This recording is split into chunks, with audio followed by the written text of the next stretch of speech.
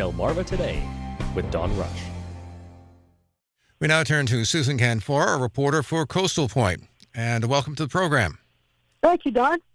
So, first of all, we've seen some recent flooding these days, some heavy rains, even though it's still hot out there. What are they looking at in terms of Sussex County? And particularly, obviously, they got some pretty heavy-duty coastline.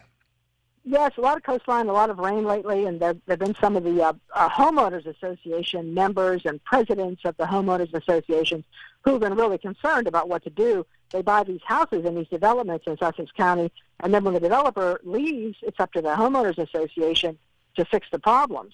So they have to either increase the annual fees or figure out a way to pay for this if there's sinkholes or there's bad erosion or flooding. So on Wednesday, Sussex County residents, especially those who live in those developments with HOAs, were very eager to hear what some experts had to say. And those experts, Don, were from the Sussex County Soil Conservation District. They were there in Selbyville at the Selbyville Fire Department to talk about stormwater management and especially about how to fix problems or prevent problems like flooding and erosion in their developments. Jessica Watson from the Soil Conservation District was among the speakers at the 3-hour workshop. She was talking about how soil conservation is overseen by DNREC, which is the Delaware Department of Natural Resources and Environmental Control. And she said soil conservation is involved in residential developments until every home is built. Selbyville, of course, never had many developments because it's always been a little town, but now they had 1 or 2 HOAs, and now the mayor, Rick Duncan, said at that meeting that there are now 8 or 9 developments with HOAs, and another one is being planned. So he said town hall and the town officials will probably get more involved in how these developments are planned to try to stop the way houses are built on the edge of the water where there's a lot of flooding and erosion. And that occurs after the developer and the contractor are finished, and then the responsibilities become those of the HOA. So the woman who was one of the guest speakers told homeowners one thing they can do is not to mow their grass too short and to be careful to leave a grassy buffer, at least a few inches, maybe a foot of a grassy buffer near waterways. And those buffers not only absorb rainwater, but they attract wildlife. And she said they can be made very attractive with fountains and bird boxes, and at the same time, they prevent that erosion and excess stormwater. So it was a very interesting conversation, and listening to her and listening to some of the HOA members. And I learned a lot, and I think they probably did too. Well, in terms, by the way, of flooding, because there's this coastline that Sussex County has, and it's a situation where obviously we have sea level rise and so on and so forth. And as you mentioned a moment ago, you have these developments that, once the developer is out, that's it. I mean, is there a lot of expense in trying to do this kind of soil conservation in order to, say, stave off some of the effects of this flooding? There could be a great deal of expense. So what they were asking each other, kind of like in little side conversations at that meeting on Wednesday, was how high should we set our HOA fees? How much should we make each resident pay? Because we have to have a reserve built up to pay for this if something happens. So it's kind of in the planning stages still. And they were asking about grants and about money that might be available from the government. But really, Don, the soil conservation experts who were there didn't sound like they were too promising as far as grants go. They said they might get a few $1,000s here and there. They can apply for the grants, but that doesn't necessarily mean they're going to get them. So really the bulk of the expense and the responsibility falls on these HOAs. And some of these people are older people who never expected this. These are homes they bought or they built in their retirement, and they never expected to be faced with these problems. So my advice is if you move into a development like that and you're close to the water, look at all the stipulations before you buy the house and see whose responsibility it is. Because it leaves them in an awful situation. Is there any indication at all, by the way, finally, that whether the city will get involved in any of this? Because obviously some of these developments are within their territory.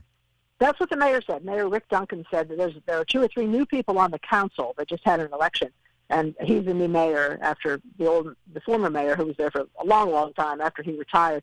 And he said he thinks that we'll see some changes, that the town will be more involved. As they approve conditional use requests, and as they approve zoning changes and annexations for these big developments that are coming in, they'll get more involved in what the responsibilities are for the developers. So, yes, I think we will see that in the future. I want to turn to the Lieutenant Governor, Bethany Hall Long, and she has an initiative for mental health. Tell me a little bit about that. That's certainly come up in some of the reporting there in the first state. Yes, and we expect her to run. We expect her to run for governor. I'm Right. expecting her to announce any time now. But meantime, she's a nurse and she's involved in health and interested in mental health. And she hosted a behavioral health consortium this week. And that consortium is an advisory body composed of community advocates, law enforcement, healthcare professionals, and even state leaders.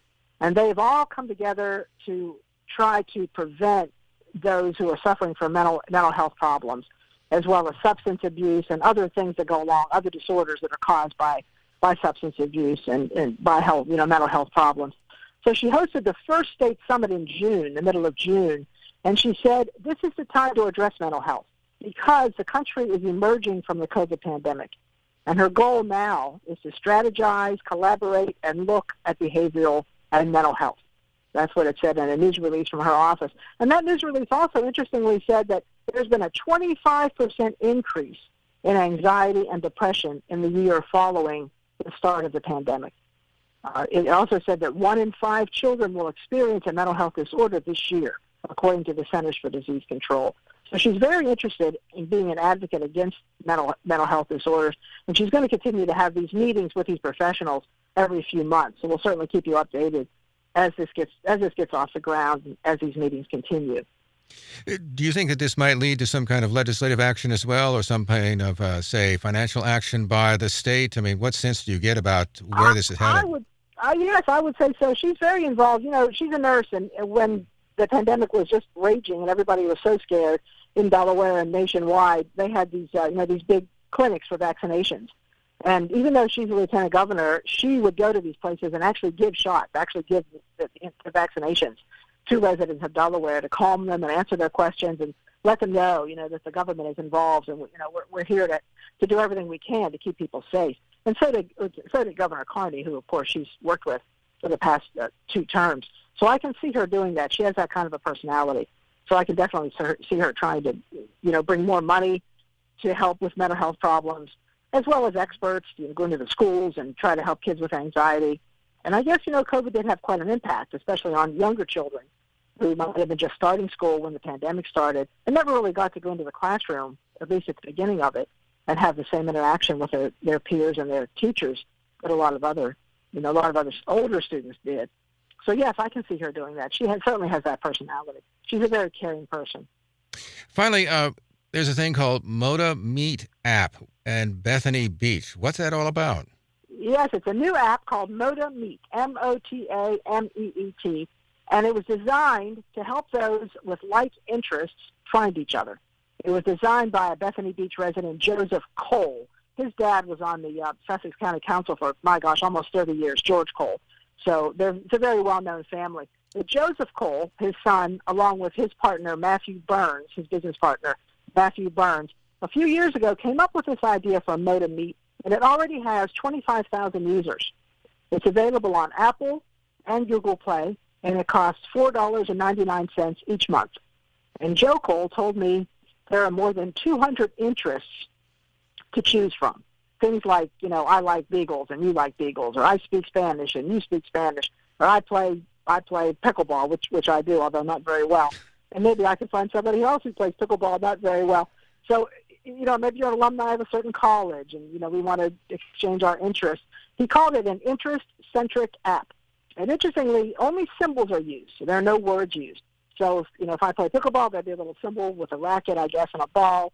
Or if you went to Kutztown University in Pennsylvania, there'd be a little symbol for the university. So it's easy to use. There's nothing to write, no resume. You just click on the symbol, and you meet people, nationwide, maybe worldwide, who have the same interests as you. So it sounds pretty interesting.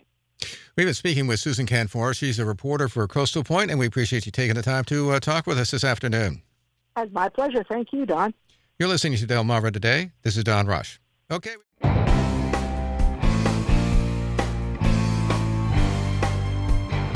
Delmarva Today with Don Rush.